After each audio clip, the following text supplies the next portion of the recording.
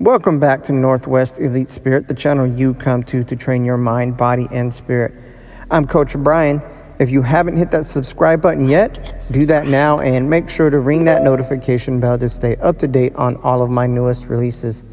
This is Anything Can Happen, from Encounters with the Nagual, Conversations with Carlos Castaneda by Armando Torres, from the chapter The Seers of Ancient Mexico.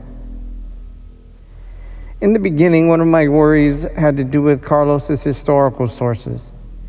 To what extent were Don Juan's teachings the product of a tradition of men of knowledge which stretched back thousands of years, and to what extent had they been influenced by Western ideas?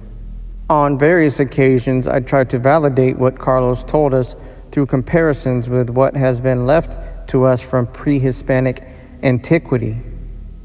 But I must admit that I always ended up frustrated. I wanted to question Carlos in terms of the most orthodox anthropology.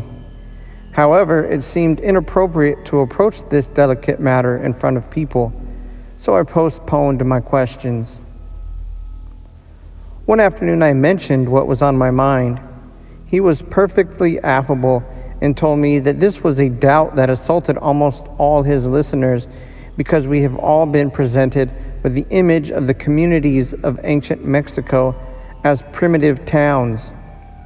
He added that my mistrust regarding his statements were normal, and that the problem I was presenting in such a straightforward way was actually about finding definitions for experiences which don't fit within the syntax of modern languages. Carlos told me I made a similar error with my teacher. For Don Juan, anything that did not serve the objective of the teachings was a waste of time. Every time I tried to find some relationship between his words and those I had read in history books, he simply stopped speaking and turned away.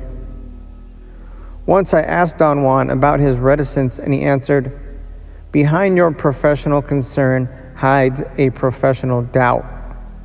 If you do not discard it, you won't understand the core of what I am telling you. I know the sources of the information which I am passing on to you, so I do not need to prove them."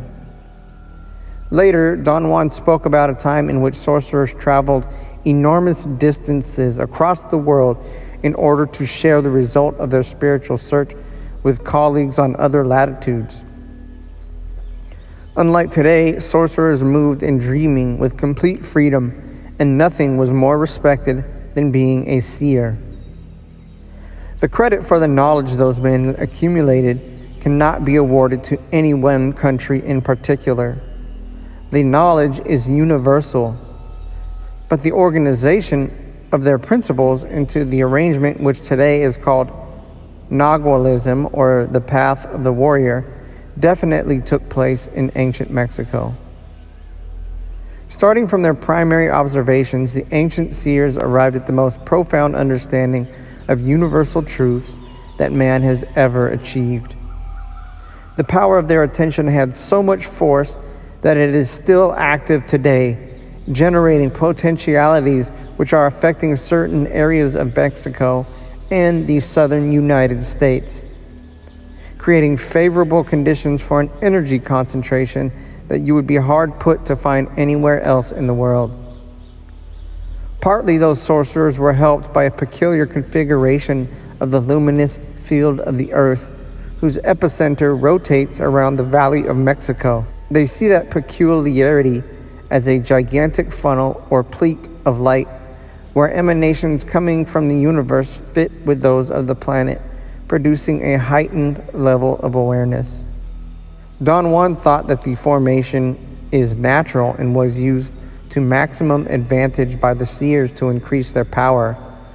But in my analysis of the matter, I have come to the conclusion that it is the other way around.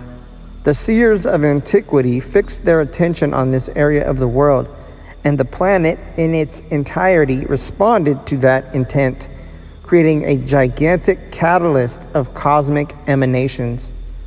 But however we choose to interpret it, the fact remains that this is the center. Anything can happen here.